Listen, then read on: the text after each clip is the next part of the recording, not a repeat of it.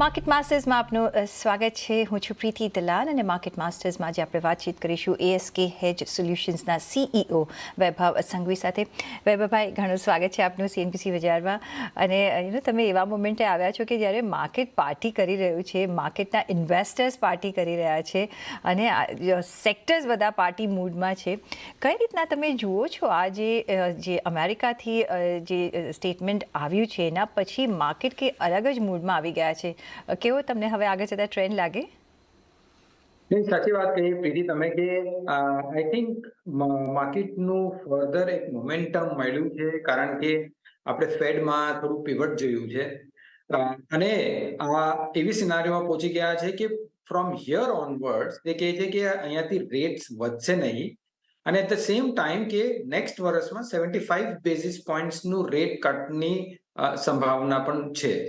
નાઉ જ્યારે આપણે એવી સ્તરે પહોંચી ગયા છે જ્યાં ઇન્ટરેસ્ટ રેટ સ્ટોપ આઉટ થઈ ગયા છે, આપણે હંમેશા જોયું છે કે ગ્લોબલ ઇન્ટરેસ્ટ રેટ્સ જ્યારે ઘટાડવાના દિશામાં જઈ રહ્યા હોય છે ત્યારે emerging markets as a total બાસ્કેટમાં તમે ઘણો ઇન્ફ્લો જોવો છો.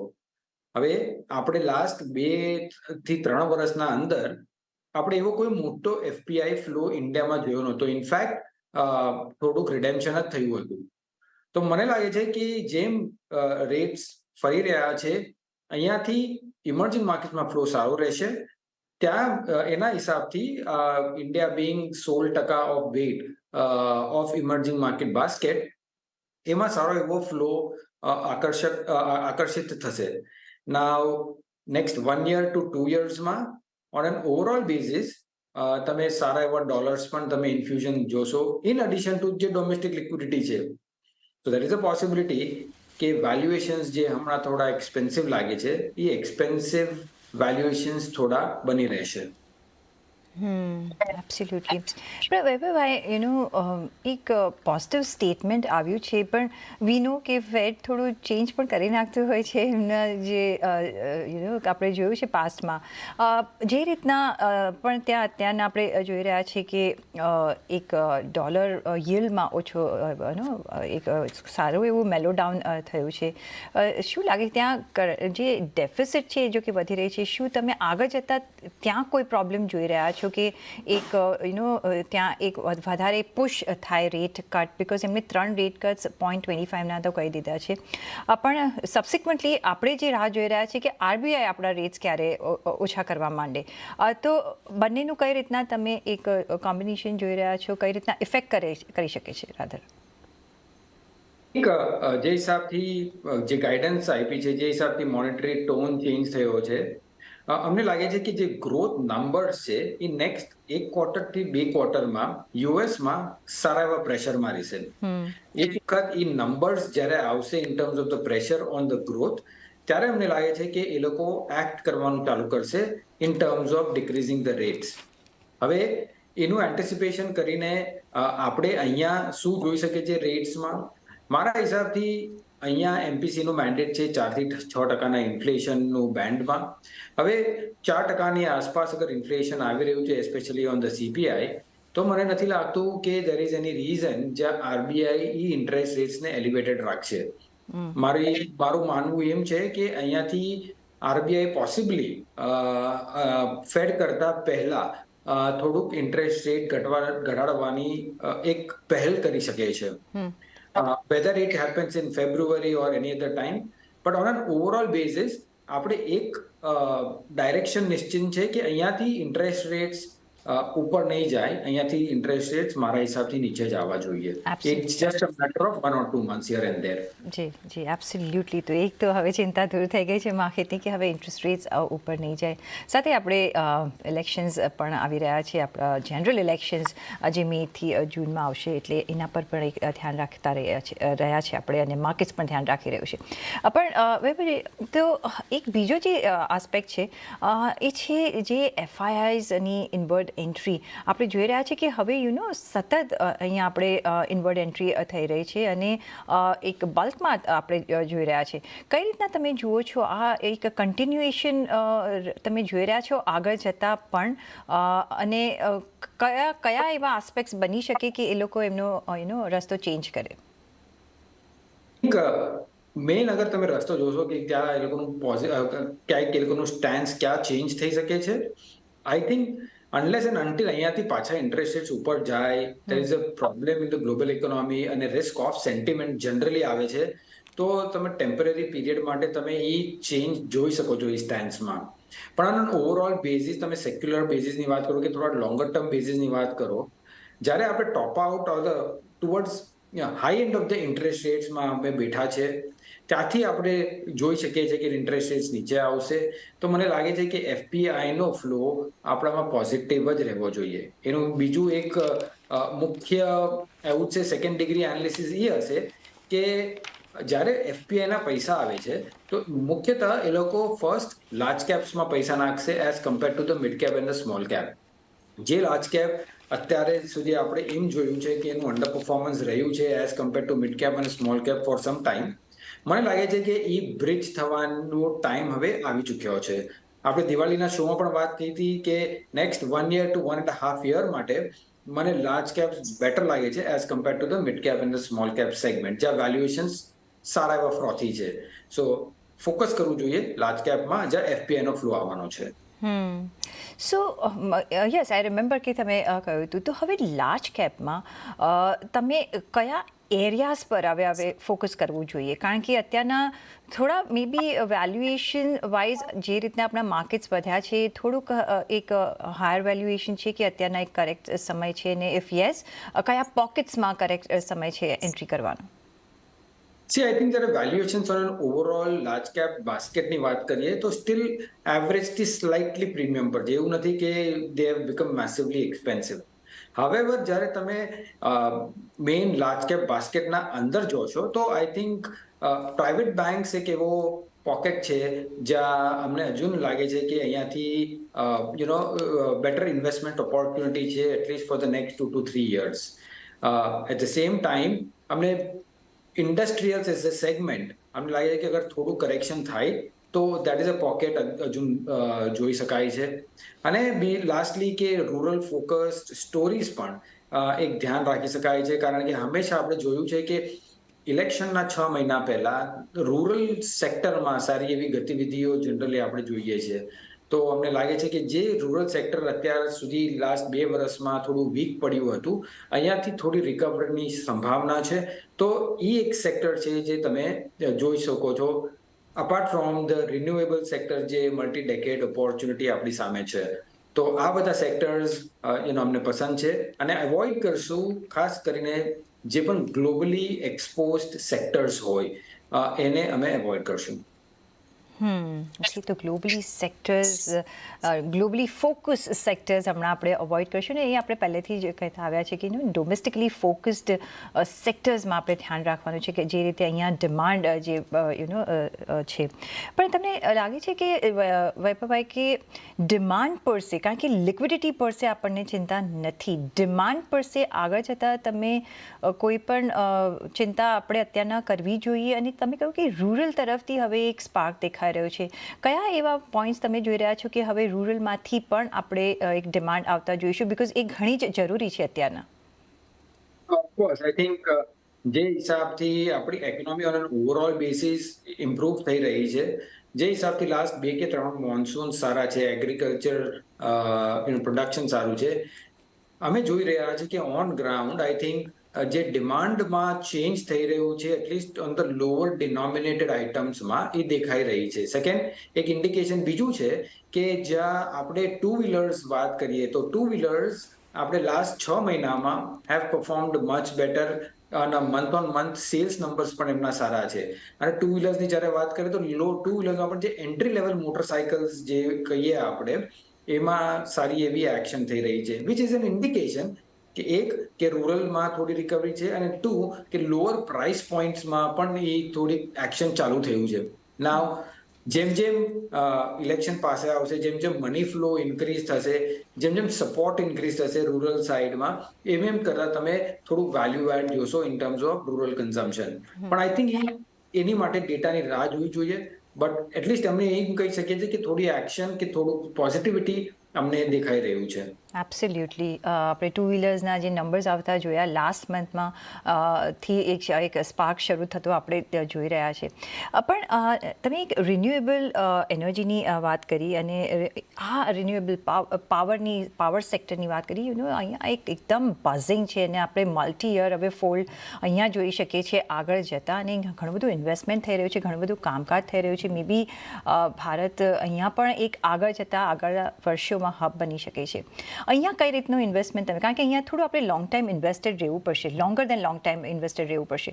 કઈ રીતના તમે અહીંયા સ્ટ્રેટેજી વાપરવાની સલાહ આપશો? આઈ થિંક એક ધ્યાન રાખવું જોઈએ કે જ્યારે આપણે ક્લાઇમેટ ચેન્જની વાત કરીએ છીએ અને જે હિસાબથી જે ગ્લોબલ ફોકસ આવી રહ્યું છે, અમે COP28નું સમિટ પણ જોયું, એમાં પણ એના ઘણા રિઝોલ્યુશન એ લોકોએ પાસ કર્યા છે, એગ્રીમેન્ટ્સ થયા છે. અને ભારત પોતાનું કમિટમેન્ટ કે આપણે નેટ ઝીરો થઈ જશું over a period of time, મને લાગે છે કે આ એક એરિયા છે જ્યાં કન્ટિન્યુઅસ ઇન્વેસ્ટમેન્ટ થવું અનિવાર્ય છે.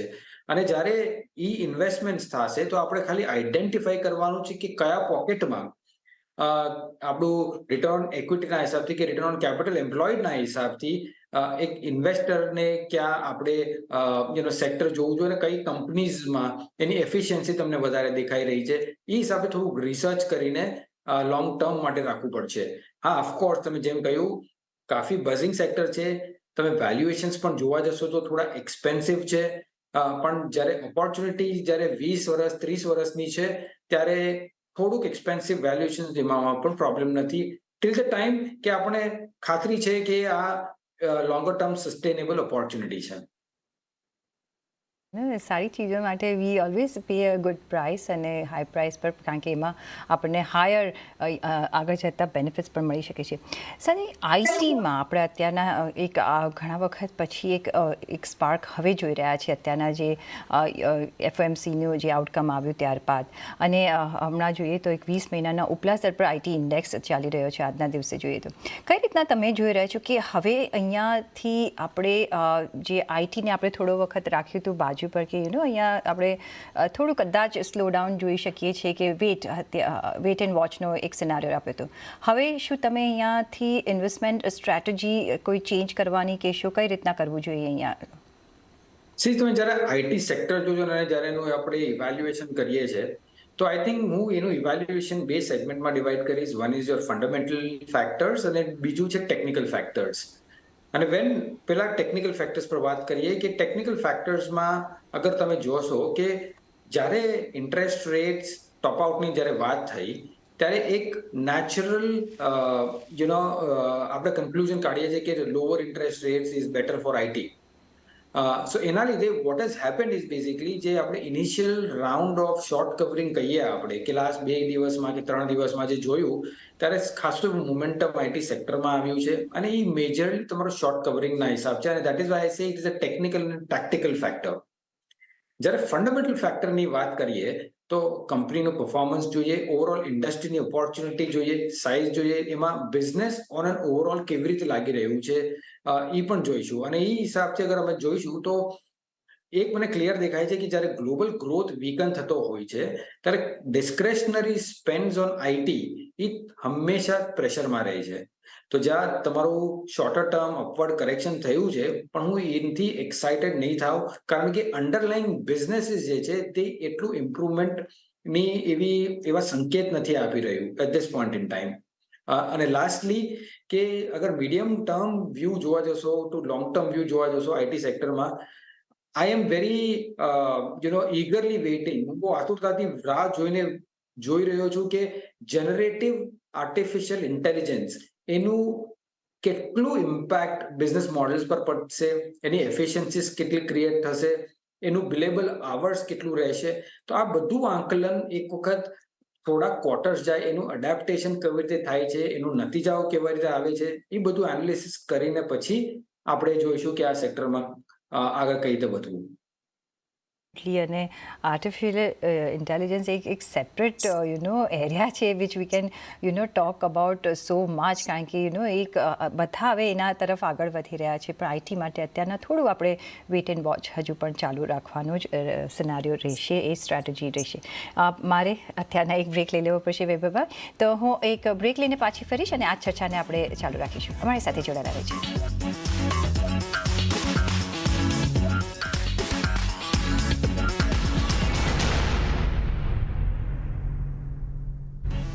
બ્રેક વિશે આપનું સ્વાગત છે. માર્કેટ માસ્ટર્સમાં આજે આપણે વાતચીત કરી રહ્યા છીએ ASK હેજ સોલ્યુશન્સના CEO વૈભવ સંઘવી સાથે.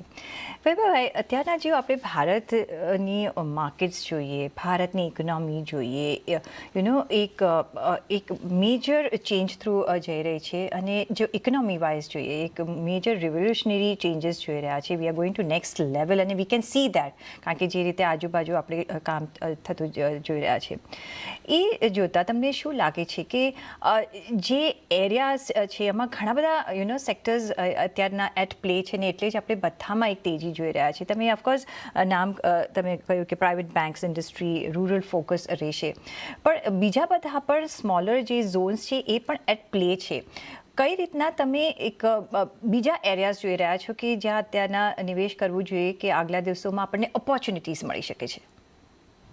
આઈ થિંક અગર ઓવરઓલ ઇકોનોમીથી જોશો તો ઇન્ડિયા એક અને ભારત આપણે કહીએ એ વન ઓફ ધ સ્વીટેસ્ટ સ્પોટમાં છે ઇન ધેટ સેન્સ. બોથ કે તમે ગ્લોબલ તરફથી કોઈ પણ ઇન્વેસ્ટર હો અને જોતા હો તો એક ઇન્ડિયા એક એવી ઇકોનોમી છે જ્યાં તમારું secular growth on the positive side અને સારું એવું કન્સિસ્ટન્ટલી ગ્રોથ દેખાય છે. ઓફકોર્સ આ બધું થયું એક કન્સ્ટ્રક્ટિવ પોલિસી મિકેનિઝમ સાથે અને બેટર ગવર્નન્સ સાથે. But in terms of demographics આપણે જે કહીએ તો ડેમોગ્રાફિક્સ એક one of the best advantages છે as an economy in the global scheme of things. કારણ કે આપણે એટલું ડિપેન્ડન્ટ નથી ગ્લોબલમાં શું થઈ રહ્યું છે and so on and so fourth, કે કારણ કે ડોમેસ્ટિક માર્કેટ જ એટલું સ્ટ્રોંગ છે. તો જ્યારે આપણે કન્ઝમ્પશનની વાત કરીએ, જ્યારે કન્ઝ્યુમર ડિસ્ક્રેશનરી વાત કરીએ, સ્ટેપલ્સની વાત કરીએ, હરેક પોકેટમાં એવી ઓપોર્ચ્યુનિટી છે. મારું અર્લિયર એને મેન્શન કરવાનું રીઝન એ નહોતું કે એની બિઝનેસ ઓપોર્ચ્યુનિટી સારી નથી, but at some point in time તમારે વેલ્યુએશન એક એવા ફેક્ટર જેવું છે જ્યાં તમારે જોવું પડશે, ઇવેલ્યુએટ કરવું પડશે. From business long term perspective at any correction, આ તમે અગર સેગમેન્ટ જોવો છો તો ઓન સ્ટ્રક્ચરલ બેઝિસ અમને લાગે છે કે આ એક ઓપોર્ચ્યુનિટી બહુ સારી છે. અને જ્યારે એવો સમય આવી રહ્યો છે જ્યાં અગેન મારું મંતવ્ય એ છે કે વેલ્યુથી શિફ્ટ થઈને ફોકસ પાછું ગ્રોથ તરફ આવશે. તો એ ગ્રોથમાં અગર ઓપોર્ચ્યુનિટીઝ તમે જોશો તો આ કન્ઝ્યુમર ડિસ્ક્રેશનરી કે એવો પોકેટ છે જ્યાં તમે ફરી એકવાર ઇન્ટરેસ્ટ આવી શકે છે, અને એ પોસિબિલિટી શોર્ટલી છે. Consumer discretionary theme I think આપણે ઘણા વખતથી એક પ્લે આઉટ થઈ રહ્યો છે, અને આગળ જતાં પણ પ્લે આઉટ થશે જ.